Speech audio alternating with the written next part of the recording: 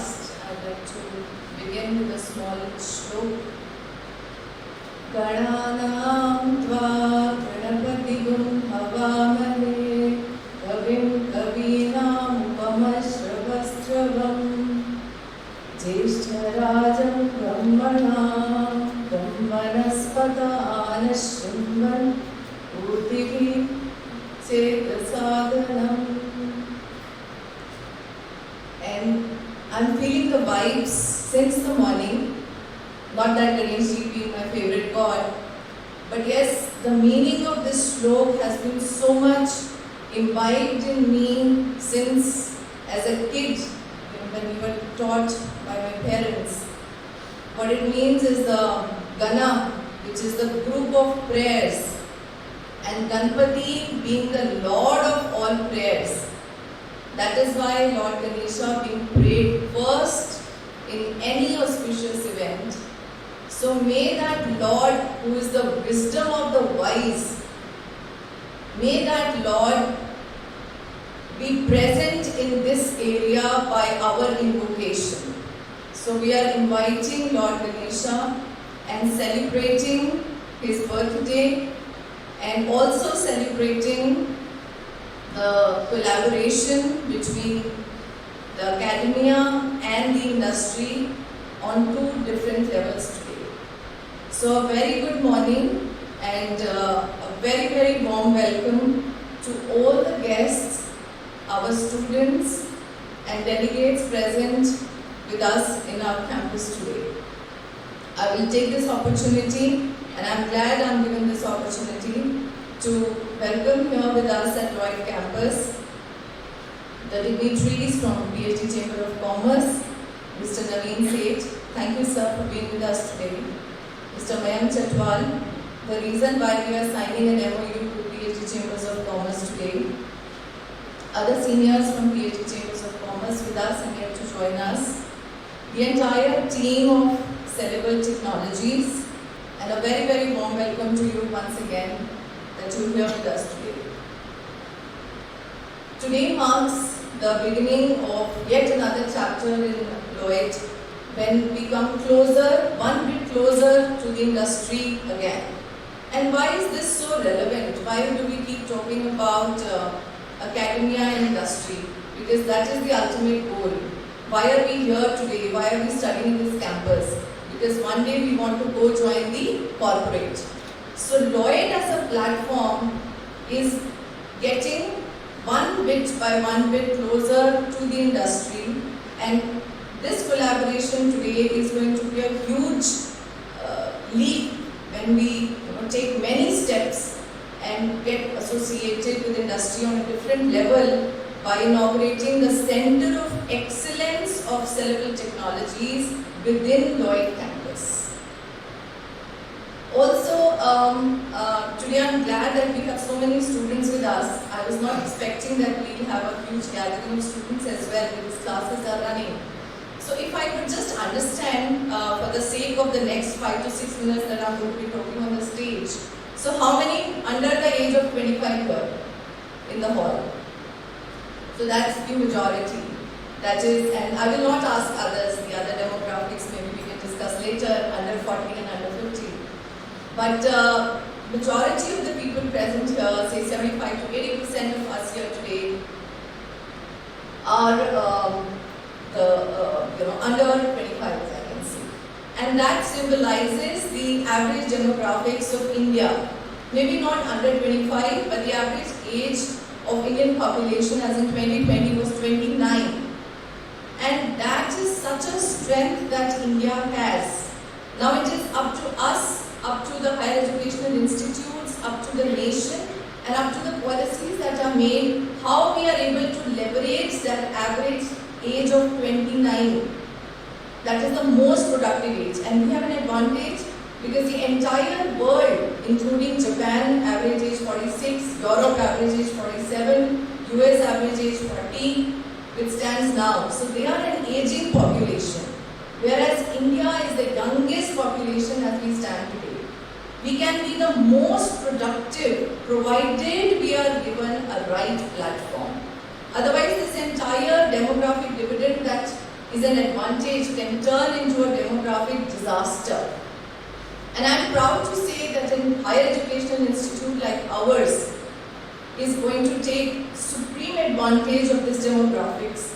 We are going to come up not only with courses for under 25, under 29, but also in very near future, courses for executives coming closer in their middle management segments as well. So there are a couple of things that India has been doing, the E's as they are called, because it's the world of E's, e-mobility, e-meetings, everything goes by, the meetings are E's.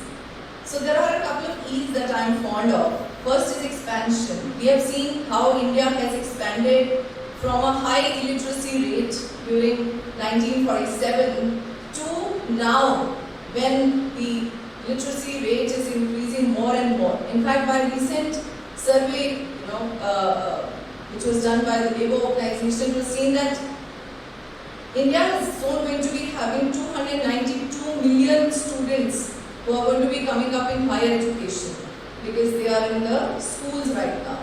That's a huge population to teach, and the literacy rate coming up, very, very profusely. So there is expansion in education sector. There is expansion in hirings. We have been discussing with a lot of industries, including cellular, that the kind of hirings they are doing, all we need is capability. There is still something which lacks within our nation, within our organizations, within the higher educational setup, which is equity. We need to work for equity. We have to come out of gender discrimination. We have to come out of discrimination from religion, caste. And it's time that India as a nation and we as an organization and the corporates as well come out to this thing and work more on equity. Some of the regions, Delhi, metropolitans, Bangalore, you will see that people are getting into higher education, people are coming out of their shells. But there are still regions in India where illiteracy is high, where people cannot read their own names, where if they have to board a bus, they still have to ask people the number of the bus which is written. So we have to work towards this. And the third most important thing, which we as an institute are working on under the capable leadership of our President, Mr. Tharani, is excellence. We have always been taught, I will say taught because I joined here, I wouldn't say as a kid, but yes, when I was very young. So we've always been taught the lesson of excellence. And excellence is a habit. Excellence does not come in one day. And we as an educational institute totally believe in that. So excellence is a habit which has to be ingrained in each one of us. Most of our faculty that I know of in business school and in other schools that we have, the kind of faculty we have, sometimes I take embarrassment that they already know what is to be done. They are so excellent and perfect in the work that they are performing. The kind of classes we have, the kind of classroom conduction they do is beyond excellence. And that is what we as a nation also have to get into. And the last and the most important key why we are here and why we've invited the industries is employability. Employability is something which brings us here to the Educational Institute, all the students. Ultimately, we have to become employable. To take advantage of that age demographics that we have to make ourselves capable. We have to develop that ability so that industries like these hire us. To bring out that, to come out of that shell, to make ourselves skilled, to make ourselves employable, we have to think out of the box. India as a nation of jugaad, as they call it. So when we search on Google about frugal inventions, you search top 20 frugal inventions, you will see all top 20 done by India. So though we have got 17% of world's brains, but only 2% contribution in R&D. Because we think small, we think only short term. We think about the smallest car, Jugaad Nano. We think about the smallest ECG machine, the cheapest ECG machine, India. Because we need those considering the kind of spending capacities we have in India. But we can move beyond it. We can think of little problems to big issues. Can't we as Indians sitting in India do an R&D and think about the global pollution? We can, just we need to come out of our shells and comfort zones, make ourselves capable, and believe you me, we are proud that Cerebral is here with us today. But there are tons of other organizations as well who would be ready to hire. We just have to dream it and we are there. And data science, is such a field that we're going to be hearing about it. So I would be too illiterate to talk about data science on this platform. But don't we all know analytics? Don't we all know data? Aren't we all contributors to data? When we wake up in the morning, first thing we look at our phones, and then when we are driving, we are looking at our phones, or we are calling for an Uber, we are looking at our phones, and then everything around us, not only the phone, is so much driven by artificial intelligence. Everything driven by data. Whether it's going to rain, whether it's not going to rain, what kind of weather it is, the flight is on time, not on time, because of the past predictions, how we predict what has happened in the past. So everything is so driven by artificial intelligence and data science, and we are so happy and proud that a prestigious organization like Cerebral could heed to our request and opening their Center of Excellence with us here today. We'll be hearing more about technology, startups, and what Cerebral is going to be doing with all our students of Lloyd. So with this, I welcome everybody once again. Many thanks to the management at Lloyd, Mr. Manoj Khurani, for giving us this platform that we could expand our wings and open up these kind of Center of Excellences within Lloyd. Thank you, sir. Thank you, Mr. Seth, for coming up. And So it's a pleasure to have you with us. May I request you to please come on the dais and enlighten us further about this collaboration.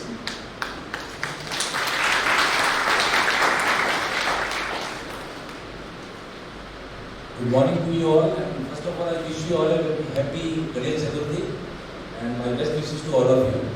And thank you very much Lloyd for being joining with us and this academy and industry collaboration.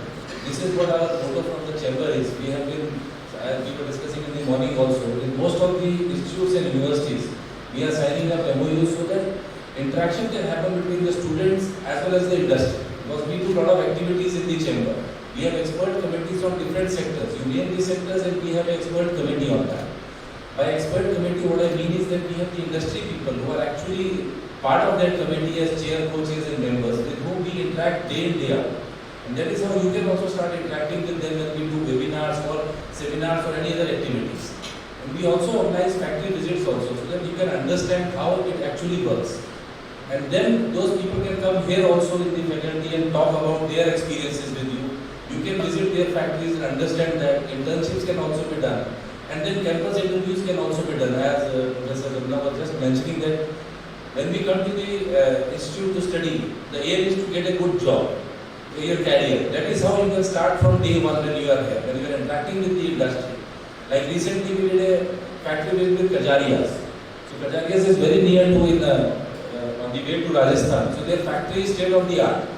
There is no hand touched till the end product comes out. So that is something one has to understand. When we say we visit that factory, you will understand that part. That is one of the examples. So there are so many others also which you can interact with them.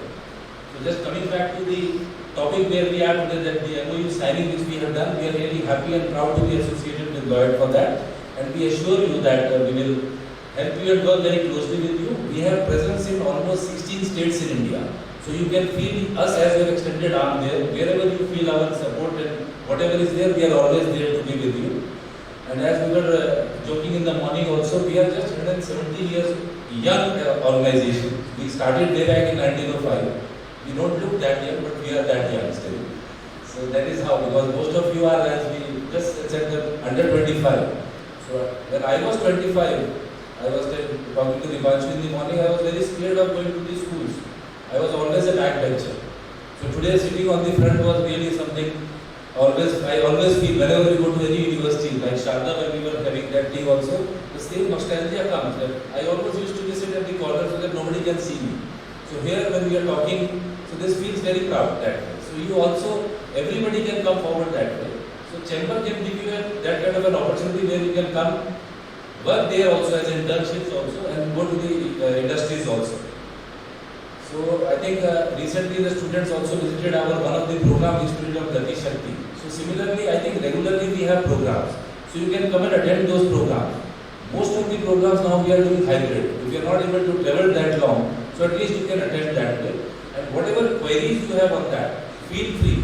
Mayank can be your point of contact. Feel free and do with that. He is also doing a PhD. He will be soon be Dr. Mayank, which I really feel proud to be associated with him, because this is how we started this interaction also.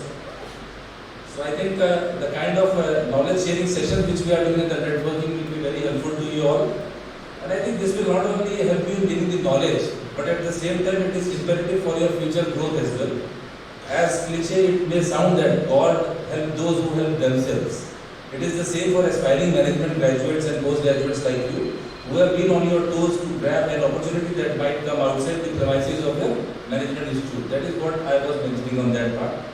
So I would like to share 9 points that will help you share your better professional network. So this I think Mayank is the one behind this who has been doing all these activities, but we have been doing in our chamber on those. That is how I have been also working.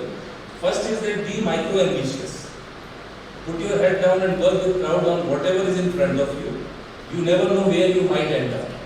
So you will get the results later, but keep on doing that part. Second, don't seek happiness. Keep busy and aim to make someone else happy, and you might find that you get some side effect of that later on. Third, understanding that you can't truly take credit for your success, nor truly blame others for their failures, will humble you and make you more compassionate. Fourth, exercise. Take care of your body. You are going to need it. So, health is something which is very important. In the COVID, we have all seen how health can take us to a different level altogether. So, take care of your health. Fifth is be hard on your opinions. Be intellectually rigorous. Identify your biases, your prejudice, and your privileges. Sixth is, even if you are not a teacher, be a teacher. Share your ideas. Don't take for granted your education. 7. Define yourself by what you love. Be demonstrative and generous in your praise of those who admire you. Send thank cards and give standing ovations. Be pro stuff, not just anti stuff. 8. Respect people with less power than you. 9. Finally, don't rush. You don't need to know what you are going to do with the rest of your life. So this is, I think, if you can follow this, wonders can happen. With this, I once again thank Lloyds for associating with PhD, and we promise to work with you. Thank you very much. I request now both the parties to please come forward and exchange the signed MOU to formally proceed with the collaboration.